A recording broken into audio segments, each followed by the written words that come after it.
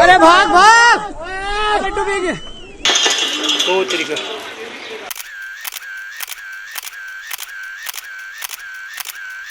मरी मरी बहुत मरी बहुत मरी बहुत।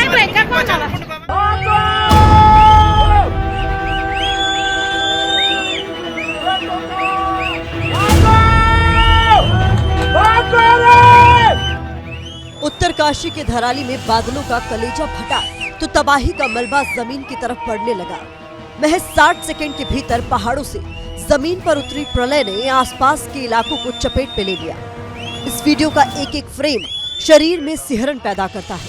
मलबे का जोर और तबाही का शोर दहशत से भर देता है।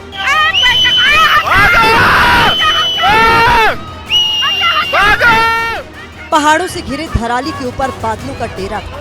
जैसे ही पहाड़ों के ऊपर बादल फटा, चारों तरफ चीख पुकार और दहशत का शोर मचने लगा।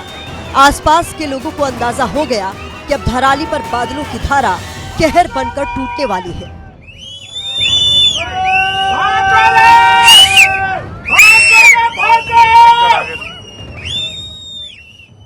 देखते ही देखते तबाही का मलबा नीचे आने लगा और एक एक कर धराली में बने होटल और मकानों को चपेट में लेने लगा।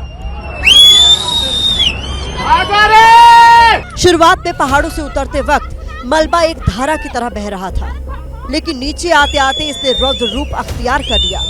पहले एक मकान, फिर दूसरा और फिर तीसरा, सब मलबे की चोट खाकर मिटते चले गए।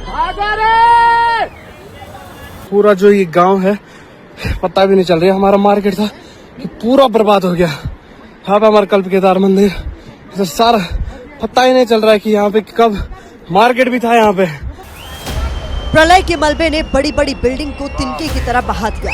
मलबे के रास्ते में जो मकान आया उसका अस्तित्व ही मिट गया। एक बड़े हिस्से में बने मकान मलबे के साथ दफन हो गए। तबाही के इस मंजर का वीडियो बना रहे लोग सिर्फ चीखते रह गए।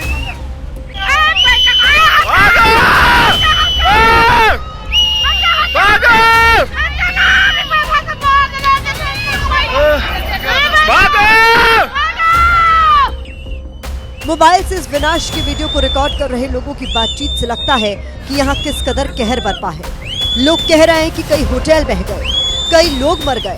कुछ लोगों के अपने भी इस आपदा के वक्त धराली में नीचे मौजूद थे। बातचीत से इसका अंदाजा लगाया जा सकता है। कोई लगातार फोन करके अपने किसी परिचित को सुरक्षित जगह पर जाने की बात कर रहा है। मामा के लिए फोन करना, मामा चलेगा, फोन कर मामा के लिए फोन कर। तबाही के बाद जो तस्वीरें सामने आई हैं, उसमें सब सपाट नजर आ रहा है। न कोई मकान दिख रहा है और न कोई दुकान। अब तक जो जानकारी सामने आई है उसके मुताबिक धराली में काफी नुकसान हुआ है। कई होटल जबीदोज हो गए हैं। जो कि वहाँ पे गेस्ट हाउस है और छोटे रेस्टोरेंट भी हैं और होटल्स भी हैं। तो उसी के मद्देनज़र हमने अपना आर्मी का टीम हरसेल की है, उनको मैंने रिक्वेस्ट करके तुरंत भिजवा दिया था। यह भी बताना चाहूँगा कि इस संबंध में SDRF और NDRF की टीम है और भी हम यहाँ अभी इसलिए आपदा कंट्रोल में भी हम ये हैं कि जिस तरह की ज़रूरत होगी हम उस तरह की कार्रवाई सुनिश्चित। हालांकि तबाही का सही अंदाजा लगा पाना अभी बेहद मुश्किल है। मौके पर राहत और बचाव का काम जारी है।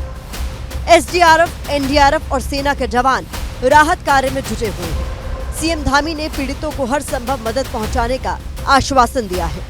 हमारा प्रयास है कि इस समय में सभी को जल्दी से जल्दी राहत के काम किए जाएं, बचाव के कार्य किए जाएं और हर प्रकार से जान माल की सुरक्षा की जाए।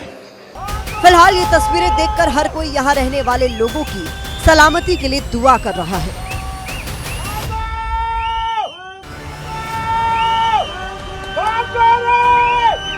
इस वीडियो को देखकर लगता है जैसे पहाड़ों के ऊपर बादलों में कोई धमाका हुआ है। जैसे किसी धमाके के बाद धूल और धुएं का गुबार उठता है, कुछ वैसा ही धराली में बादल फटने के बाद दिखे दृश्य में नजर आ रहा है। लेकिन यहाँ धूल और धुआं नहीं है, बल्कि ये धराली के धरातल पर फ्लैश फ्लड के बाद हुआ मलबे का विस्फोट है।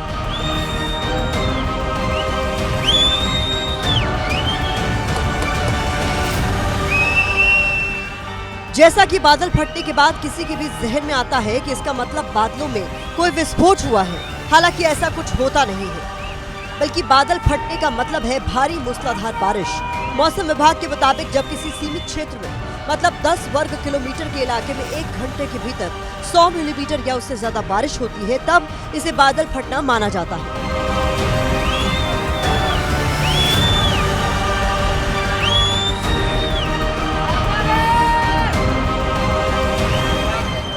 अब आपके जहन में सवाल होगा कि फिर पहाड़ों पर बादल फटने के बाद तबाही का ऐसा मंजर क्यों दिखता है?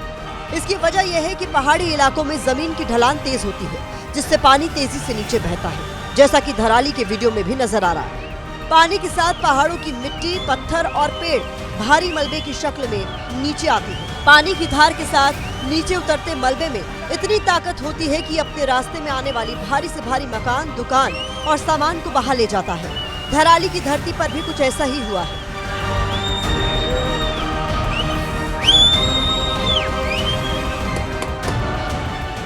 अब उस सवाल का जवाब देते हैं जिसका जवाब जानना आपके लिए बेहद जरूरी है कि पहाड़ों पर ही इतने बादल क्यों फटते हैं। दरअसल पहाड़ों की वजह से हवा को ऊपर उठने में मजबूर होना पड़ता है, यानी नमी ऊपर जाकर ठंडी होकर बादल बनाती है। हिमालय जैसे क्षेत्रों में तापमान और हवा की दिशा में तेज बदलाव होता है, जिससे बादल फटने की आशंका बढ़ जाती है।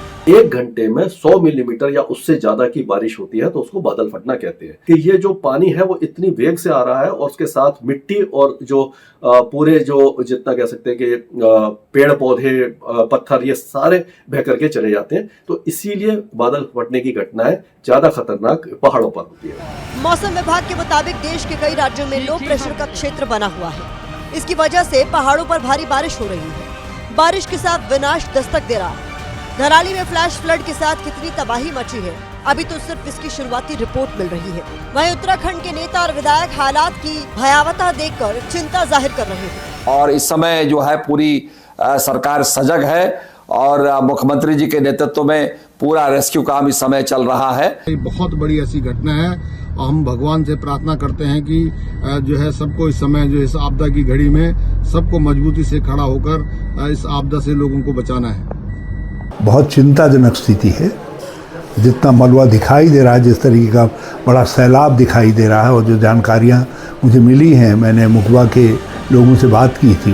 फिलहाल 2025 पहाड़ी राज्यों के लिए जैसे काल बनकर आया है, क्योंकि उत्तराखंड ही बारिश, बाढ़ और तबाही की मार नहीं झेल रहा, बल्कि हिमाचल में भी कुदरत का क्रोध प्रलय मचा रहा।